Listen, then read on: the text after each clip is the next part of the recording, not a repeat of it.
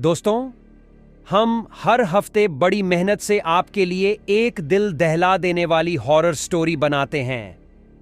तो अगर आप हमारी यानी the eagle mindset story channel की कहानियों एंजॉय कर रहे हैं तो हमारे चैनल को सब्सक्राइब कीजिए और हमारी लेटेस्ट वीडियो की नोटिफिकेशन के लिए बेल आइकॉन दबाना मत भूलना। ये कहानी रिया और दिया की है। दोनों बचपन से ही बेस्ट फ्रेंड्स थे और अब इतने सालों बाद भी वो एक ही कंपनी में काम कर रहे थे। दोनों ही बैंगलोर में एक साथ रहते थे। एक बार वो दोनों देर रात एक पार्टी से घर लौट रहे थे।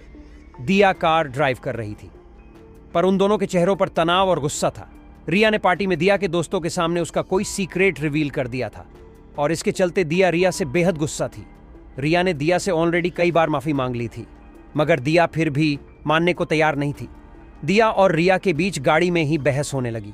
परेशान होकर रिया ने दिया को गाड़ी रोकने के लिए कहा। दिया बेहद गुस्से में थी और उसने गाड़ी के ब्रेक जोर से लगाए। रिया गाड़ी से उतरकर रोड के बीचों बीच खड़ी हो गई।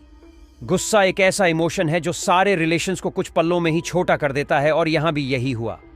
गुस्से में दिया ने अपनी बचपन की दोस्त को आधी रात में एक सुनसान सड़क के बीचों बीच छोड़ दिया और वहां से गाड़ी लेकर चली गई। रिया जैसे ही दिया को गाड़ी से दूर जाते देखा, उसकी आंखों में आंसू आ गए। उसने किसी तरह अपने आप को शांत किया और फोन से कैब बुक कराने की कोशिश करने लगी, पर उस सुनसान एरिया में कोई कैब्स अवेलेबल ही नहीं थी। रात के 2 बज चुके थे। रिया ने रोड पर ही चलना शुरू कर दिया। उसने सोचा कि थोड़ा आगे चलकर शायद उसे कोई ऑटो या टैक्सी मिल जाएगी। अपने फोन में नजरें गड़ाए रिया रोड पर चल रही थी कि तभी उसका पैर कीचड़ में पड़ गया। रिया का पूरा पैर उस गंदे कीचड़ में डूब गया था, लेकिन एक अजीब बात थी। वो कीचड़ सड़क के नॉर्मल कीचड़ जैसा नहीं था, बल्कि बेहद चिपचिपा और गाढ़ा था, और तो और उस कीचड़ में से काफी बुरी बदबू आ रही थी। रिया ने इधर उधर देखा तो उसे रोड के साइड पर एक लाल रुमाल पड़ा मिला। रिया ने उस रूमाल से अपने पैरों को अच्छे से साफ किया और उस रूमाल को वहीं फेंक कर वो आगे चलने लगी।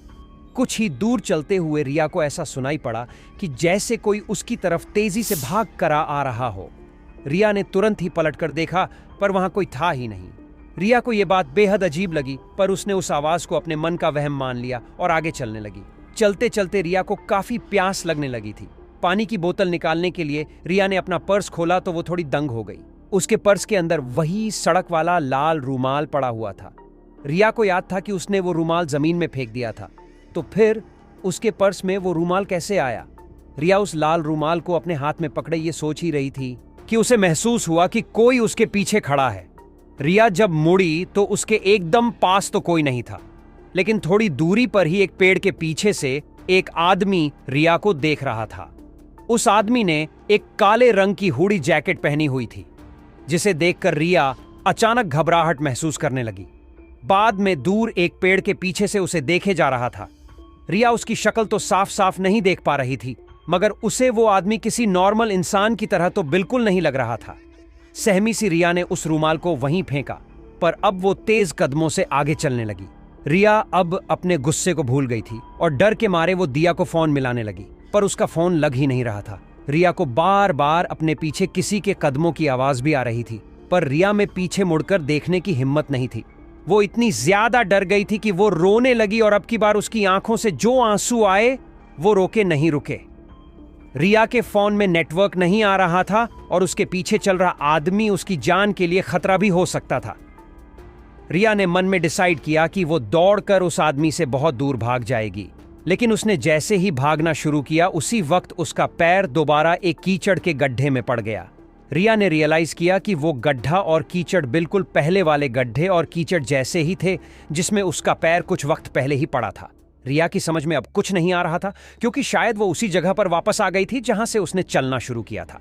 रिया ने जैसे ही अपनी दाईं तरफ देखा तो वहां वही काली हुडी जैकेट पहने वो आदमी खड़ा था और उसके हाथ में वही लाल रुमाल था। उसे देखते ही रिया की चीख निकल गई, क्योंकि अब रिया उसका चेहरा बिल्कुल साफ साफ देख पा रही थी। उस आदमी का चेहरा इतना भयानक था कि रिया शून्य पड़ गई थी। उस आदमी की आंखें अंदर धंसी हुई थीं और उसके चेहरे पर अजीब सी किस्म की दरारें थीं जिनसे खून बह रहा था। रिया बुरी तरह रोने लगी। वो आदमी अब रिया को रोता देख अजीब ढंग से मुस्कुराने लगा था और धीरे धीरे अब वो उसके पास भी आने लगा था। ये देखकर बहुत सहमी सी खड़ी रिया चीख चीख कर भागने लगी। रिया ने भागते हुए डर के मारे अपनी आंखें बंद कर ली और तभी अचानक वो किसी बहुत बड़ी चीज से टकरा गई और वहीं बेहोश हो गई। उसे होश आया तो वो किसी गाड़ी की बैक सीट पर थी। रिया का 1 सेकंड के लिए दिल कांप उठा, लेकिन जब उसने देखा कि गाड़ी कौन चला रहा है तब उसकी जान में जान आ गई। उसकी दोस्त दिया ही गाड़ी ड्राइव कर रही थी। दिया ने बताया कि उनकी लड़ाई के बाद दिया को कुछ दूर जाकर रिया की चिंता होने लगी थी। आखिर वो दोनों बेस्ट फ्रेंड्स थे और जब रिया का फोन आउट ऑफ नेटवर्क गया तो दिया और भी ज्यादा परेशान होने लगी थी। इसलिए दिया ने उसी वक्त रिया को वापस लाने के लिए अपनी गाड़ी मोड़ ली थी। दिया ने उसे बताया भागती हुई उसकी गाड़ी से टकरा गई थी। दिया ने कई बार प्रिया से उसके रोने का कारण पूछा, पर रिया उसे कुछ भी नहीं बता पाई। रिया को कभी समझ नहीं आया कि उसके साथ क्या हुआ और शायद इसीलिए रिया आज भी उस घटना के बारे में बात नहीं करती। उस रात के बाद अगर रिया कहीं किसी के पास कोई लाल रुमाल देख ले तो उसका दिल बुरी तरह बेसहम उठता है। अगर आपको ये वीडियो अच्छी लगी तो हमारा channel the eagle mindset story subscribe करना बिल्कुल मत भूलना।